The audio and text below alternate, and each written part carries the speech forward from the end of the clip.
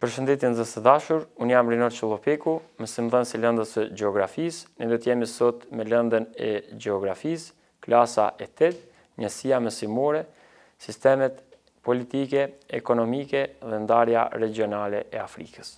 Rezultatet e të nxënit për këtë temë mësimore që ju do t'ja arrini si nxënës është të analizoni mënyrën e organizimit politik të shteteve të Afrikës dhe të dalloni grupimet politike dhe ekonomike, problemet me të cilat ballafaqohet popullsia e Afrikës.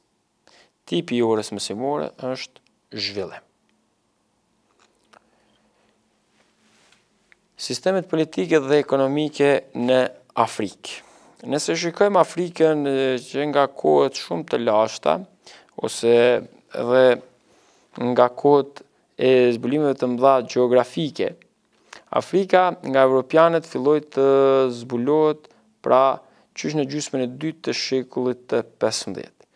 Ishin detarët portugezë ata të cilët fillimisht i eksploruan brigjet perëndimore të Afrikës, duke tentuar gjithmonë të gjenin rrugën për në Indi.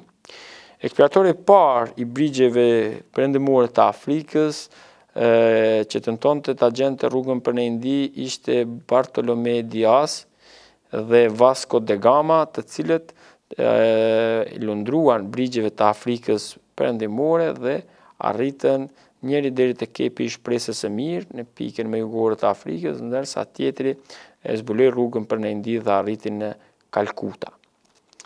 Hulumtimet e brendshme për kontinentin e Afrikës filluan vetëm në shekullin e 18. Pra, deri atë kohë kishte njohuri për Afrikën, mirë po kishte vetëm për brigjet e Afrikës, pasi që lundrohej dhe kryesisht eksploroheshin pjesët periferike të saj.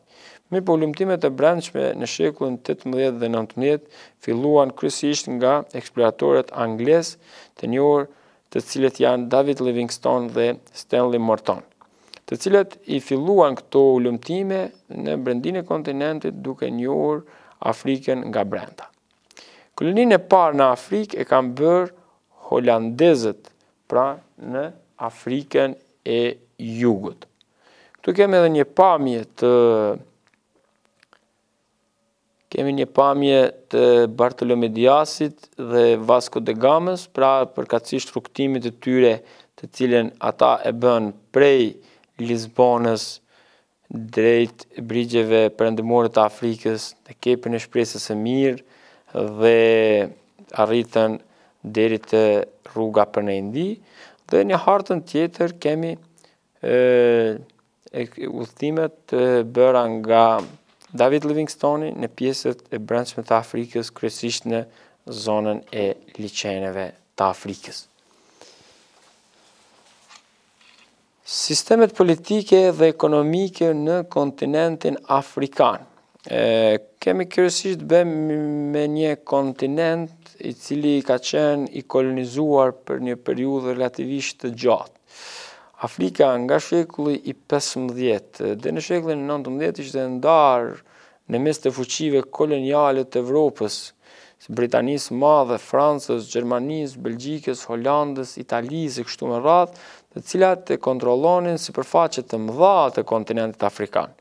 Gjatë gjithë kësaj kohe në Afrikë nuk kishte ndonjë formë të organizimit politik, mirë po ishin kolonitë ato të cilët diktonin gjithçka, organizonin gjithçka, si në aspektin ekonomik ashtu edhe në aspektin politik, duke u përshtatur nevojave dhe kërkesave të tyre. Në vitin 1822 krijohet shteti i parë afrikan, Liberia, pra me mbështetjen e Shteteve të Bashkuara të Amerikës, duke shënuar edhe organizimin e parë shtetëror politik të pavarur në kontinentin e Afrikës. Organizimi shoqëror politik dhe ekonomik në kontinentin afrikan filloi vetëm në periudhën e pas luftës së dytë botërore, kur shtetet të caktuara në Afrikë filluan të kërkonin pavarësinë dhe arritën të pavarësohen, domethënë nga ish kolonitë të tyre europiane. Pavarësimi i kolonive afrikane nga kolonitë europiane filloi në vitet e 50 dhe vazhdoi deri në vitet e 90-ta duke krijuar shtetet të pavarura në kontinentin e Afrikës. Lufta për pavarësi e popujve afrikane, cila vazhdoi gjatë gjithë gjysmës së dytë të shekullit 20, u ndesh në një rezistencë të fortë të kolonizatorëve europian, të cilët me çdo kusht tentonin që të mbanin kolonitë e tyre, pasi që donin ta luanin rolin dominues dhe donin të shfrytëzonin pasuritë e tyre natyrore në të mirë të vendit të tyre, pra. Një shembull i rezistencës në luftën për pavarësi të popujve afrikanë, në luftën për liri dhe pavarësi dhe në luftën kundër apartheidit në Afrikë ishte Nelson Mandela, presidenti i Republikës Jugoafrikane në periudhën e viteve të 90-ta, që ishte një personalitet i cili mbajti rreth 29 vite burg, vetëm që të kërkonte dhe të fitonte të drejtat për popullsinë e Afrikës së Jugut, e cila diskriminohej vazhdimisht nga popullsia e bardhë. Ndryshimi i fundit që u bë në hartën politike të Afrikës ishte shpallja e pavarësisë së Sudanit Jugor në vitin 2011, e që u krijua një shtet mirë, po që është një shtet relativisht i dobët në aspektin ekonomik, vetëm kemi një ndarje thjesht politike. Sistemet politike në kontinentin e Afrikës, të cilat filluan pas shpalljes së pavarësisë së këtyre shteteve, filluan me organizimin e jetës politike, jetës parlamentare, përmes zgjedhjeve të lira, organizimit kushtetues dhe ligjit ku respektoheshin të drejtat e njeriut. Pra kemi një formë të fillimeve të para të krijimit të shtetit të së drejtës në kontinentin e Afrikës, i cili është deri atëherë një paradoks, ku kolonizatorët patën krijuar ato privilegjet e tyre të superioritetit ndaj popullsisë vendase të Afrikës, dhe kemi një formë ku kufijtë e disa shteteve në kontinentin e Afrikës i ruajtën kufijtë e ish-kolonive europiane, duke bërë Afrikën një kontinent ku kufijtë e shteteve kanë forma të rregullta gjeometrike. Edhe sot disa vende afrikane ruajnë lidhjet ekonomike dhe politike me ish vendet koloniale të tyre. Me qëllim të bashkëpunimit ekonomik, politik dhe kulturor, vendet afrikane kanë krijuar disa organizata ekonomike, politike dhe kulturore në të mirë të organizimit më të mirë politik të shteteve afrikane. Dhe këto organizata janë pra organizata e Unitetit Afrikan, ku janë pjesëmarrëse të gjitha shtetet e Afrikës, Liga Arabe, që organizatë e vendeve arabe dhe afroaziatike, ku në kontinentin e Afrikës marrin pjesë dhe rreth 10 shtete afrikane, pra kryesisht janë pjesë e shteteve të Afrikës Veriore, shtete muslimane.